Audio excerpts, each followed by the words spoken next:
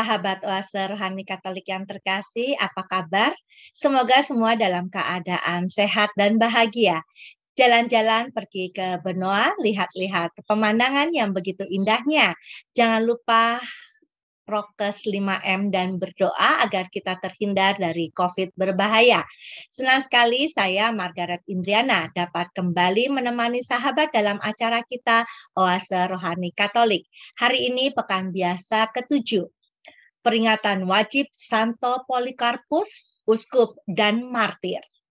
Inilah martir sejati yang bersedia menumpahkan darah untuk membela nama Kristus.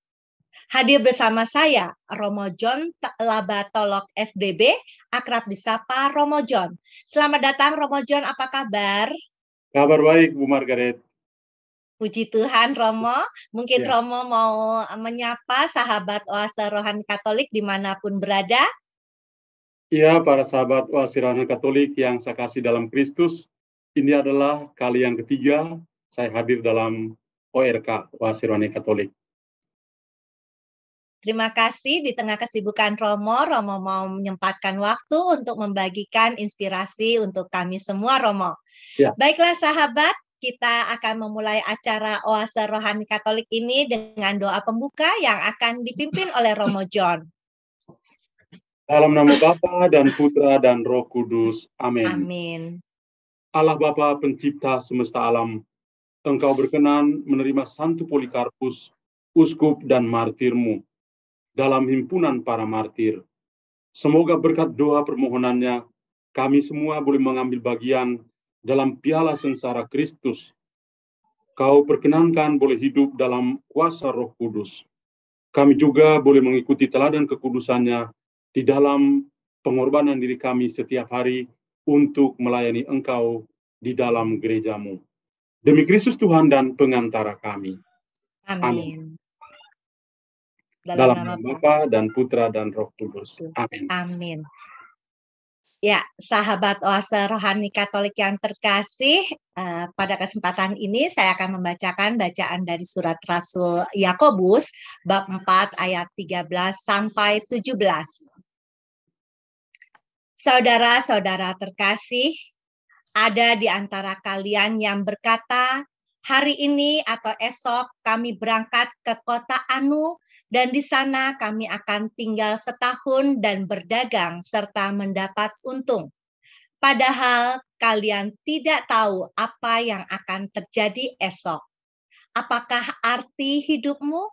Hidupmu itu seperti uap yang sebentar saja kelihatan lalu lenyap. Seharusnya kalian berkata, jika Tuhan menghendakinya, kami akan hidup dan berbuat ini dan itu. Tetapi sekarang kalian memegahkan diri. Dan semua kemegahan yang demikian adalah salah. Jadi, jika orang tahu bagaimana ia harus berbuat baik, tetapi tidak melakukannya, ia berdosa. Demikianlah sabda Tuhan. Syukur kepada Allah.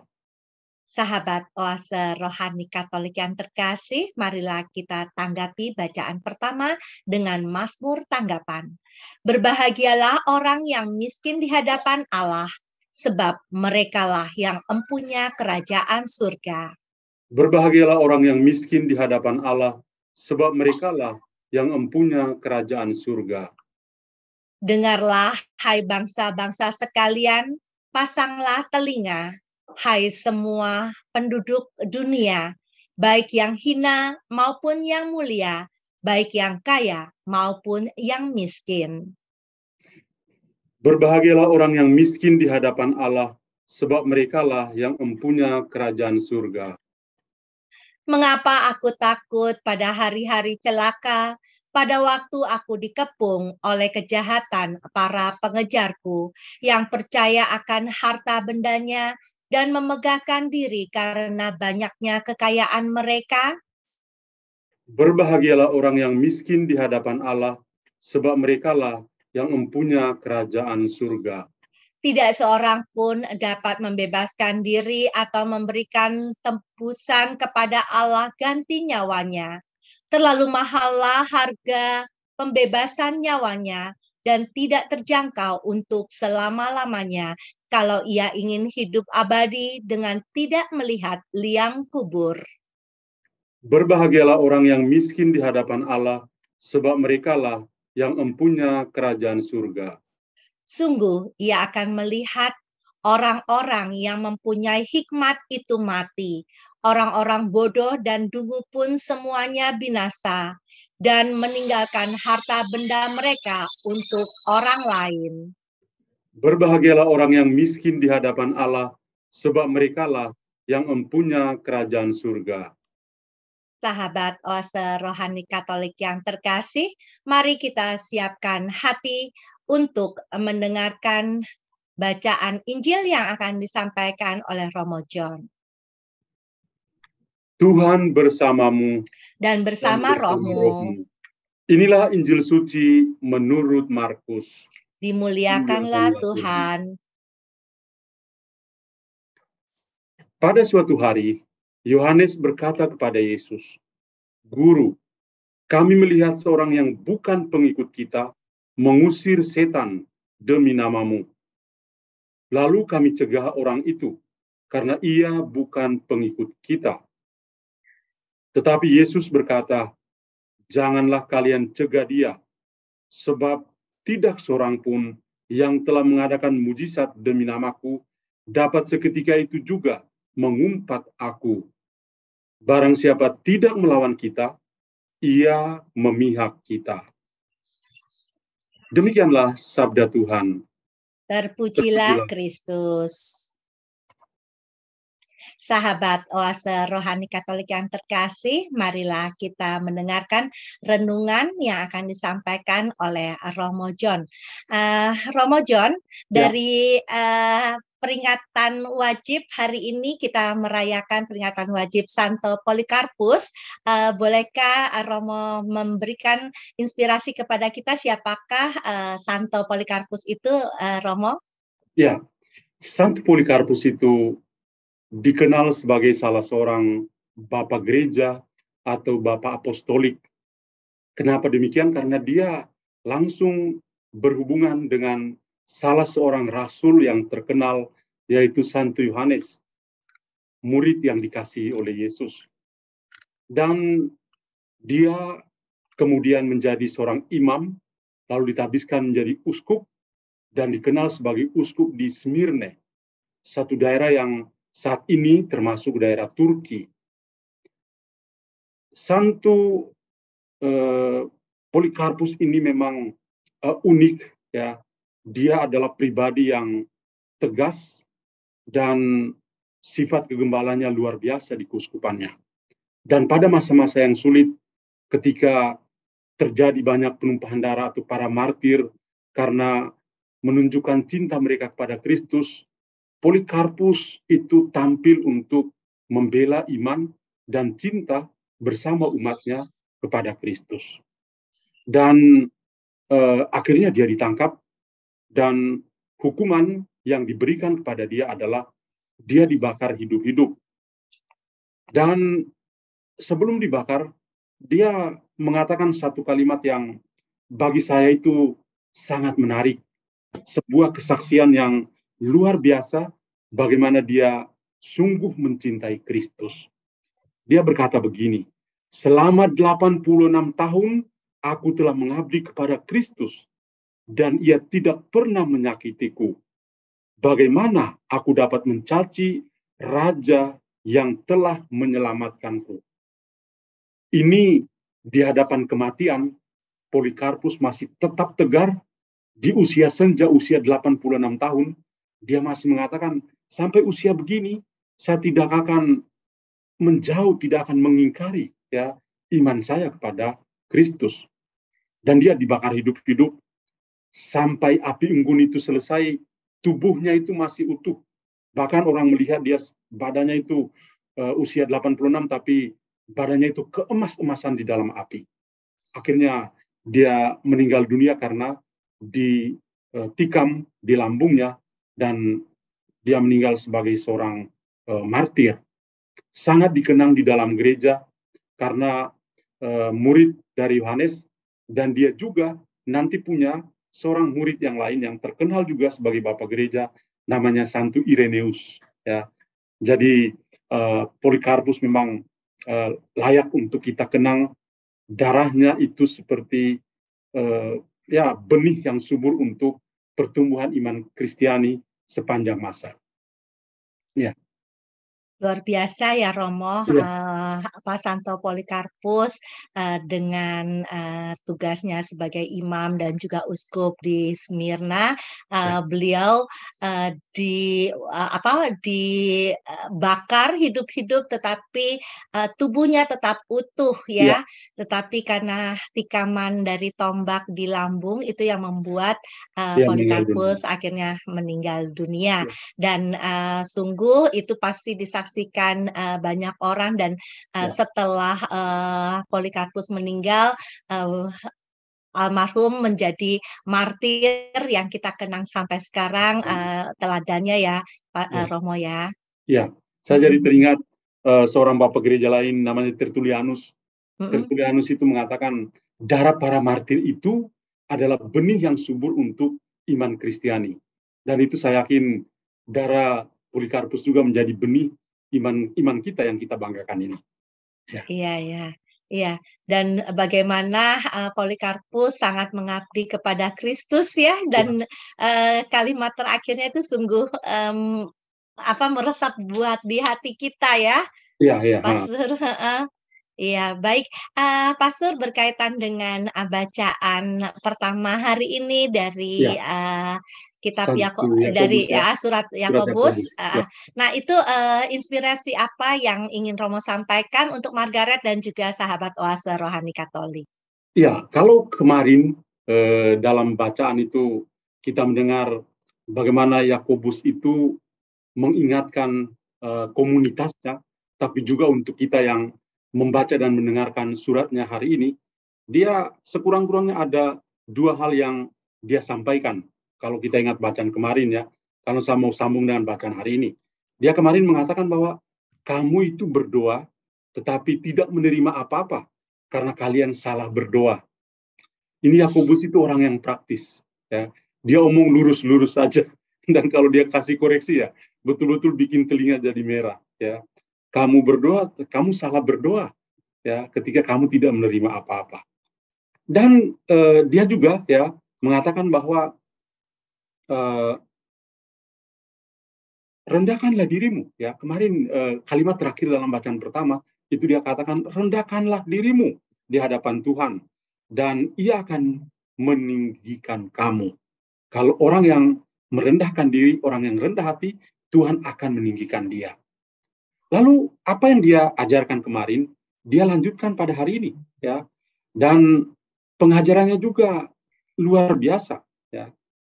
Hari ini dia bicara tentang apa artinya hidup kita. Untuk apa kita hidup di dunia ini? Kita memang punya banyak kegiatan, ya, punya banyak hal yang kita lakukan. Tapi kita harus ingat bahwa masing-masing kita juga tidak tahu apa yang akan terjadi besok. Ya, kita tidak tahu apa yang akan kita alami ya pada masa yang mendatang. Ya. Maka tadi kita dengar dalam bacaan pertama ada perkataan, apakah arti hidupmu? Hidupmu itu seperti uap yang sebentar saja kelihatan, lalu lenyap. Atau kalau kita ingat dalam kitab Perjanjian Lama, ada juga ungkapan-ungkapan yang mirip dengan apa yang dikatakan oleh Yakobus ini. Hidup kita itu seperti bunga yang mekar di pagi hari, tapi pada sore hari sudah mulai layu, ya. Atau hidup kita itu seperti uap, ya, atau seperti asap yang naik ke langit dan menghilang begitu saja. Demikian juga dengan kehidupan kita. Hidup kita itu sementara. Hidup kita ini fana. Suatu saat kita juga akan pergi dari dunia ini. Oleh karena itu kita ya diingatkan bahwa, hai orang-orang yang percaya pada Kristus, apa arti hidupmu? Hidupmu itu seperti uap yang sebentar saja kelihatan, lalu lenyap. Maka ya kita harus selalu siap untuk melakukan kehendak Allah di dalam hidup kita. Dan satu lagi yang dia pesankan dalam bacaan pertama adalah di samping kita siap untuk melakukan kehendak Allah, kita juga siap untuk selalu berbuat baik, ya. Karena ternyata kalau kita berbuat baik, perbuatan baik itu dengan sendirinya akan kita alami bahkan berlipat ganda, ya. Dan perbuatan baik juga menjadi salah satu karakter di dalam iman Kristiani. Tidak hanya hal-hal yang menyangkut iman, ya, tapi juga perbuatan-perbuatan baik. Dia mengatakan iman tanpa perbuatan itu mati, ya.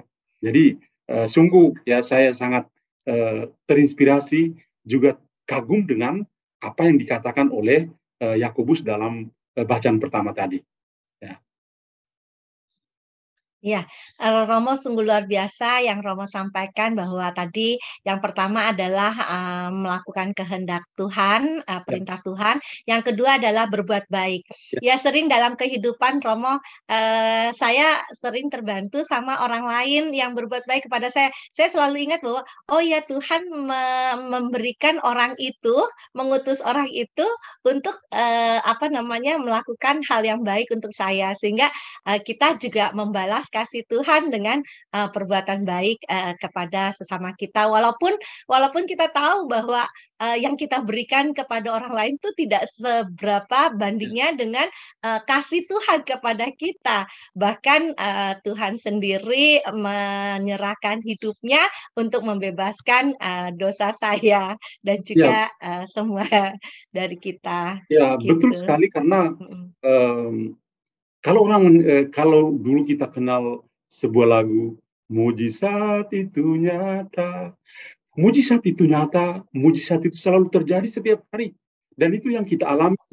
Kadang-kadang orang selalu berbuat baik kepada kita. Kadang-kadang kita juga berbuat baik kepada orang.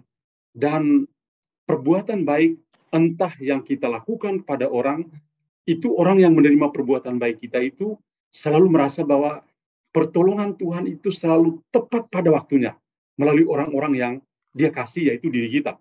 Demikian juga yang kita alami.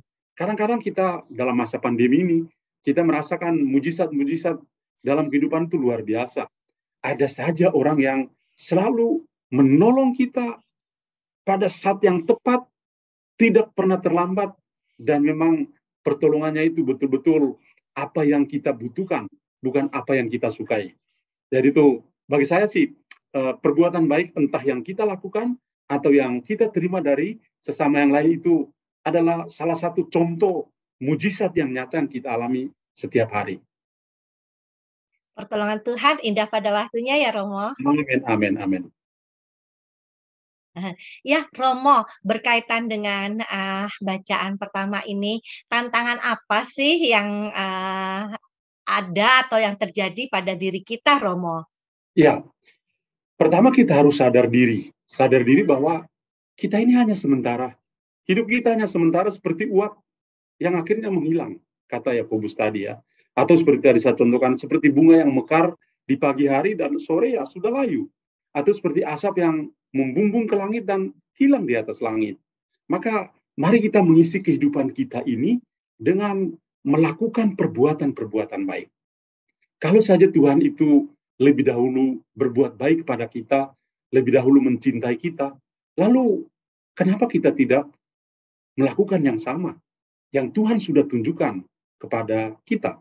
Ya, kamu harus saling mengasihi karena aku lebih dahulu mengasihi kamu. Itu perkataan Tuhan di malam perjamuan terakhir. Maka setiap perbuatan-perbuatan baik yang kita lakukan itu hendaklah kita lakukan dengan penuh sukarela. Kenapa? Karena Bapa di surga sudah lebih dahulu berbuat baik kepada kita. Ya, Bapa di surga sudah lebih dahulu bermurah hati kepada kita.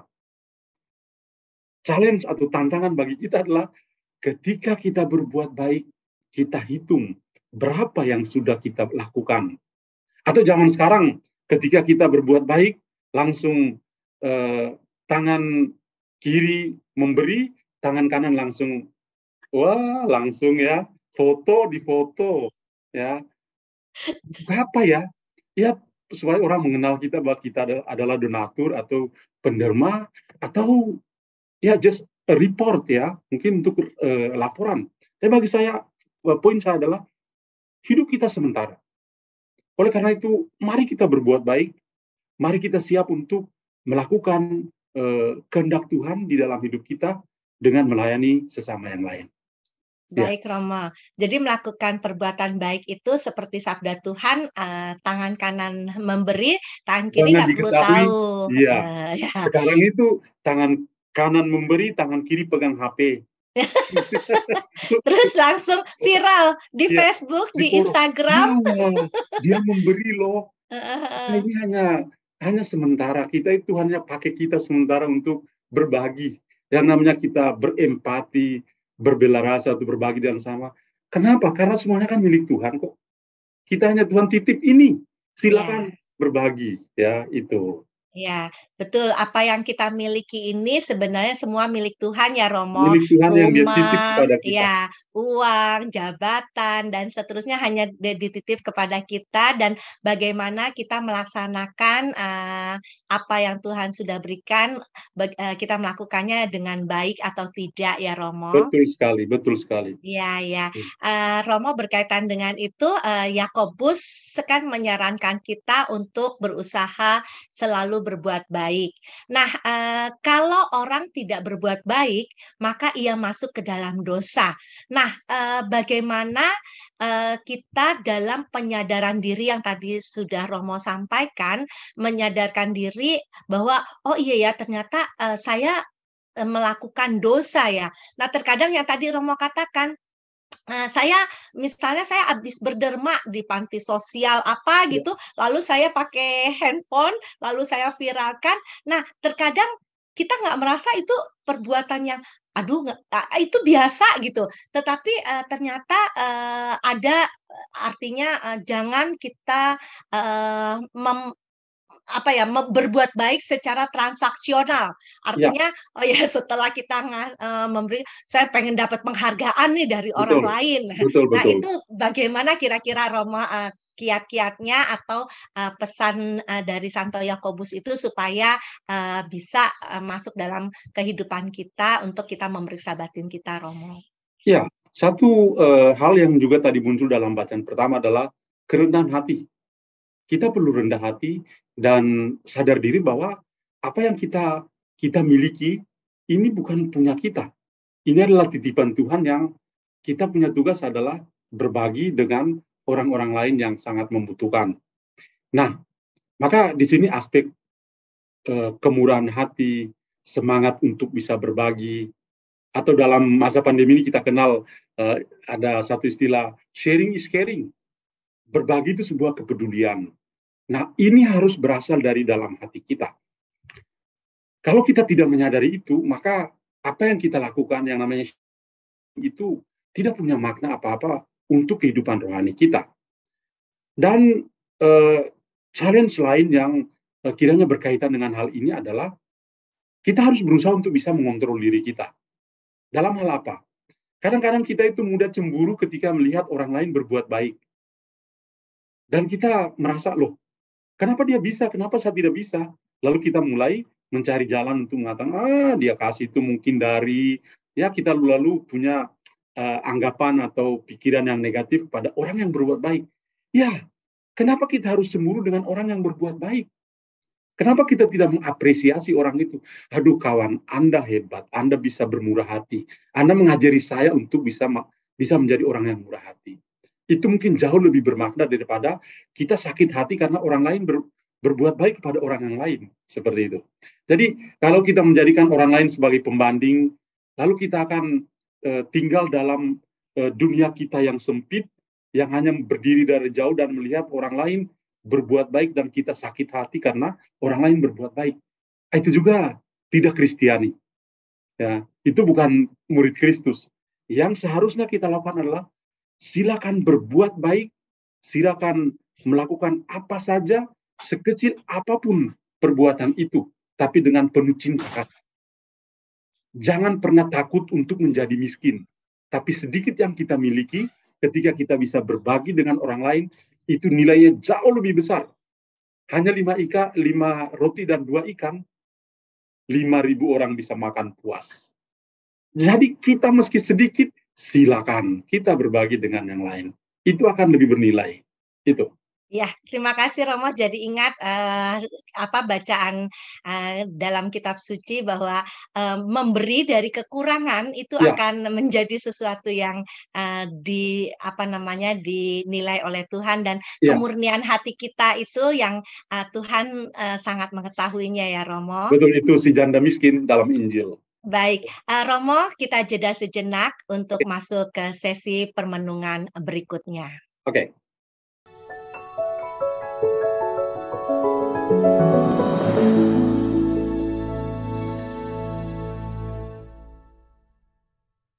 Sahabat Oase Rohani Katolik yang terkasih, masih bersama kami, Romo John Labatolok SDB dan Margaret Indriana. Bagi Anda yang ingin menyampaikan pertanyaan, dapat mengirimkannya ke alamat email orkkaj2021@gmail.com atau melalui HP 0881 0251 334 38. Baik, Romo John, Ya, dari tadi kita sudah membahas bacaan pertama dan juga Santo Polikarpus. Lalu untuk bacaan Injil, renungan atau inspirasi apa yang ingin Romo sampaikan untuk Margaret dan sahabat Oase Rohani Katolik? ya, baik Ibu Margaret dan para sahabat Oase Rohani Katolik. Kita tadi mendengar perikop Injil yang sangat indah, singkat, jelas, tepat.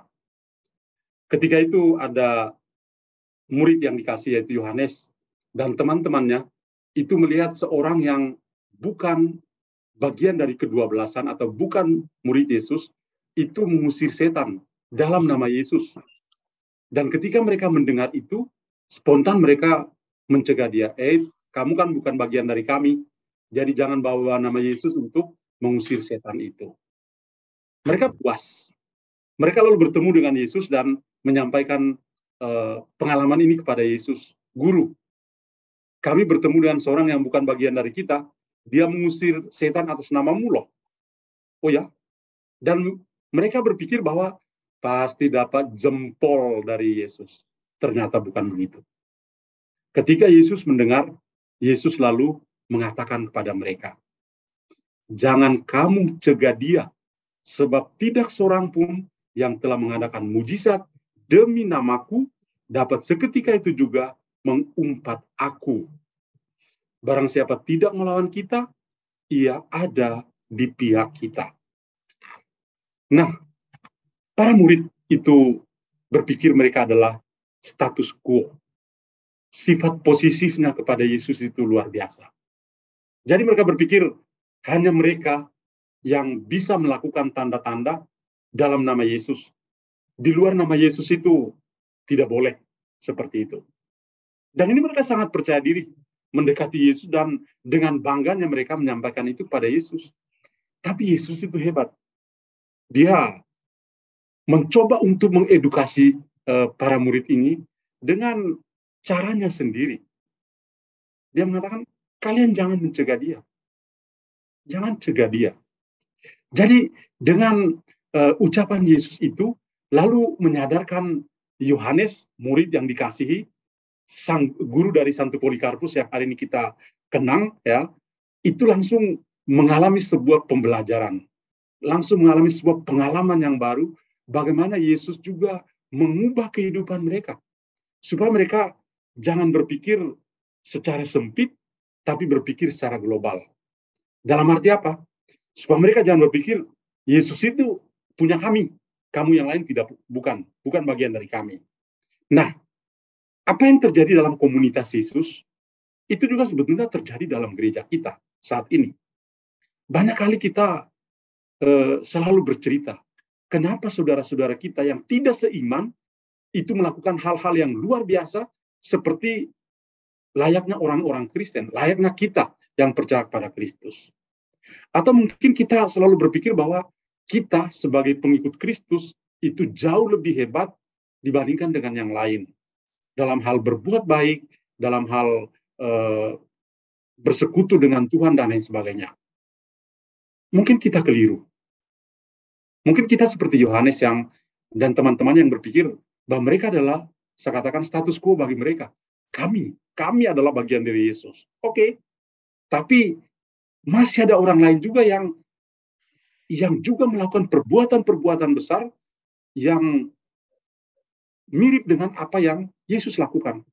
Karena itu nilai-nilai luhur yang Yesus ajarkan bukan hanya monopoli dari kita sebagai pengikutnya, tapi bahwa orang-orang lain yang di luar gereja sekalipun, kalau mereka bisa melakukan nilai-nilai Kristiani yang luhur, mereka itu adalah bagian dari kehidupan kita. Itu. Jadi kadang-kadang sih kita terlalu sombong secara rohani, ya, bisa terjadi seperti itu. Kita berpikir kita jauh lebih dekat dengan Yesus, sedangkan yang lain itu jauh dari Yesus. Kitalah yang punya hak untuk bisa melakukan mujizat, sedangkan yang lain enggak karena jauh dari Yesus. Enggak, Yesus akan menegur kita. Jangan kamu cegah dia, sebab tidak seorang pun yang dapat mengadakan mujizat dalam namaku dapat seketika itu juga mengumpat aku. Barang siapa tidak melawan kita, ia ada di pihak kita. Nah, perkataan yang kedua dari Yesus inilah yang boleh dikatakan ini yang dititip kepada gereja, kepada Ibu Margaret, para sahabat oasi rohani Katolik, dan juga kepada saya. Siapa yang tidak melawan kita di dalam gereja, dia adalah bagian dari kita. Entah dia itu agamanya apa, dia berbuat baik, dia hidupnya penuh dengan nilai-nilai Kristiani, dia adalah bagian dari kita. Jadi kita tidak sendirian, tapi ada juga saudara-saudara kita yang di luar, yang juga hidupnya baik-baik, yang juga punya cita-cita dan perjuangan yang sama, nilainya sangat Kristiani. Itu. Iya, karena Tuhan Yesus itu menyelamatkan secara universal ya, Romo. Ya, keselamatan dari Yesus itu adalah keselamatan umum, keselamatan Iya. semua orang.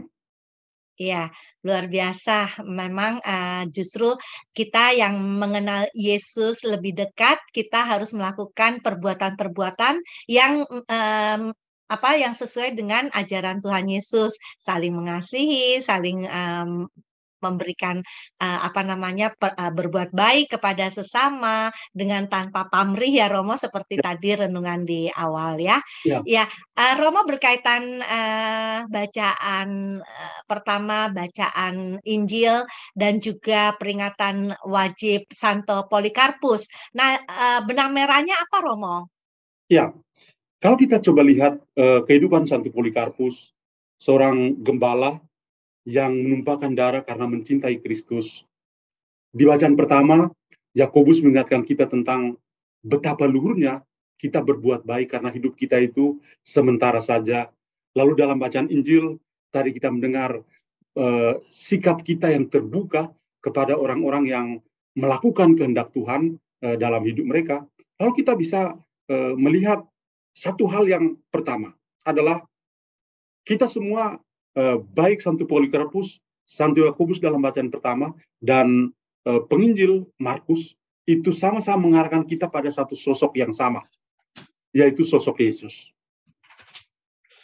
Polikarpus ya tadi dengan perkataannya ya dia mengatakan selama 86 tahun ya aku telah mengabdi kepada Kristus dan ia tidak pernah menyakitiku. Bagaimana aku dapat mencaci raja yang telah menyelamatkanku? Yesus adalah Kristus, Yesus adalah raja, Yesus adalah penyelamat. Itu dalam diri Polikarpus. Lalu Yesus yang sama juga yang menjadi pusat kehidupan kita ketika kita berbuat baik. Dia yang mengajarkan itu kepada kita. Ya. Hidup kita akan bermakna ketika kita berbuat baik atau kita mencintai semua orang. Atau dalam bacaan Injil, ya, ketika kita terbuka untuk pertama menerima Yesus, tapi juga menghargai orang-orang yang menghayati nilai-nilai luhur kehidupan Yesus. Jadi, poin pertama yang penting bagi saya adalah kita sama-sama diarahkan untuk melihat sosok Yesus dan menjadikan Yesus sebagai pusat kehidupan kita. Itu poin yang pertama. Hal yang kedua, dari sosok Polikarpus, kemudian Yakobus dan penginjil Markus, sama-sama mengatakan pada kita tentang keluhuran dari sebuah perbuatan yang baik. Polikarpus menumpahkan darahnya, itu satu perbuatan baik yang dia lakukan untuk Tuhan. dan juga untuk gereja di Smyrna.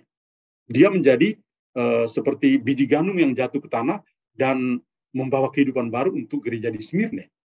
Lalu Yakobus ya dengan perkataannya tadi dalam bacaan kedua juga mengingatkan kita pada hal yang sama, perbuatan baik. Demikian juga Markus dalam Injilnya. Perbuatan baik itu adalah hal yang sangat luhur.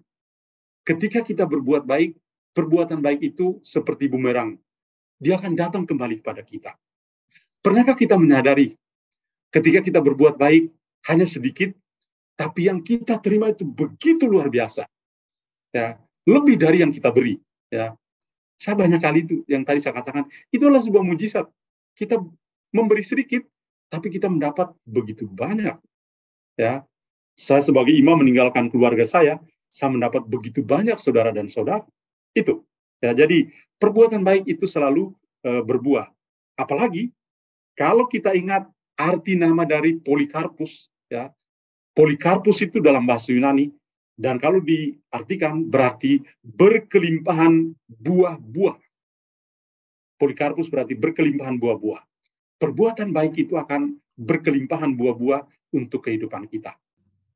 Dan yang terakhir adalah, dari ketiga bacaan sama-sama mengerucut pada satu kata, humility, kerendahan hati. Polikarpus tidak sombong. Dia rendah hati dan siap menumpahkan darahnya karena mencintai Kristus. Yakobus ya meminta kita untuk rendah hati. Kenapa? Kamu itu seperti uap yang sebentar saja akan hilang kok. Ya, hidup kita itu fana. Ya, tidak ada sesuatu yang lebih. Ingat, Anda dari debu dan akan kembali menjadi debu. Itu. Atau Yesus, jangan kamu cegah. Ya, kamu harus rendah hati. Kalau kita mau artikan, kamu harus rendah hati untuk bisa menerima orang-orang lain yang bukan dalam kelompok kita. Itu. Jadi 3 hal ini yang saya lihat itu sosok Yesus menjadi pusat permenungan kita. Kemudian dari Yesus kita belajar tentang perbuatan baik dan kerendahan hati. 3 hal ini yang saya kira benang merah permenungan kita pada hari ini, bertepatan dengan kemartiran Santo Polikarpus. Ya, terima kasih Romo, sungguh luar Ya. biasa ya. Jadi bagi kita semua di sini mengingatkan kembali bahwa apa yang kita miliki itu adalah titipan Tuhan yang perlu kita gunakan sebaik-baiknya. Jadi apa yang kita miliki ya harta benda, jabatan, kedudukan dan sebagainya itu harus kita bagikan untuk sesama kita, untuk sesuatu hal yang baik dan akan berbuah lebih banyak lagi. Ya, Jadi buah yang harta berkelimpahan seperti Polikarpus 6 Polikarpus. betul. Jadi tidak untuk diri sendiri ya Romo ya. Ya. Dan juga bagi yang tidak memiliki, jangan berkecil hati karena tentunya Tuhan juga akan memberikan rahmat-Nya lewat orang lain. Dan akhir kata yang tadi Romo sampaikan bahwa pada saat kita menutup mata kita tidak membawa apapun, tidak membawa harta, tidak membawa jabatan, tidak membawa sesuatu apapun, tetapi perbuatan baik kita itu yang akan dilihat orang dan itu yang akan kita melakukan sesuatu yang baik untuk kemuliaan Tuhan ya Romo. Ya. Ya, baik sahabat Oase Rohani Katolik yang terkasih, demikianlah perbincangan kita pada hari ini dan marilah kita mohon doa penutup dan berkat dari Romo John. Dalam nama Bapa dan Putra dan Roh Kudus. Amin. Amin. Tuhan Bapa dalam surga, Engkau luar biasa. Hari ini melalui Santo Polikarpus dan juga bacaan-bacaan kitab suci yang kami dengar mengarahkan kami untuk semakin dekat dan bersahabat dengan Yesus Kristus Putramu. Kami bersyukur juga karena Oase Rohani Katolik ini bisa mendekatkan saudara-saudara kami untuk akrab dan bersahabat dengan sabda Tuhan yang dibagikan oleh para gembala setiap harinya. Semoga permenungan-permenungan setiap hari melalui Oase Rohani Katolik ini boleh menumbuhkan iman dan juga kecintaan akan sabda Tuhan bagi umat-Mu. Semoga benih-benih atau darah Santo Polikarpus yang tertumpah untuk benih-benih kehidupan Kristiani juga berkembang dengan subur di negeri kami ini. Terima kasih Tuhan, nama-Mu kami puji kini dan sepanjang masa. Amin. Amin. Tuhan bersamamu. Dan bersama rohmu. Semoga saudara sekalian dilindungi dan diberkati oleh Allah yang Maha Kuasa, Bapa dan Putra dan Roh Kudus. Amin. Amin. Sahabat Oase Rohani Katolik yang terkasih, semoga apa yang sudah disampaikan dapat berguna dalam kehidupan kita sehari-hari. Terima kasih kepada Romo John atas inspirasinya. Sahabat Oase Rohani Katolik, Romo John Laba Tolok SDB dan Margaret Indriana mohon undur diri, dan kabar sukacita yang sudah kita dapatkan hari ini dapat kita bagikan dan wartakan kepada sesama kita dalam tingkah laku dan perbuatan kita. Santo Yosef, penjaga kita, keluarga Nazaret seisinya, mari memuji Tuhan semesta agar kita hidup bahagia. Salam damai, Tuhan memberkati. Amin. Amin.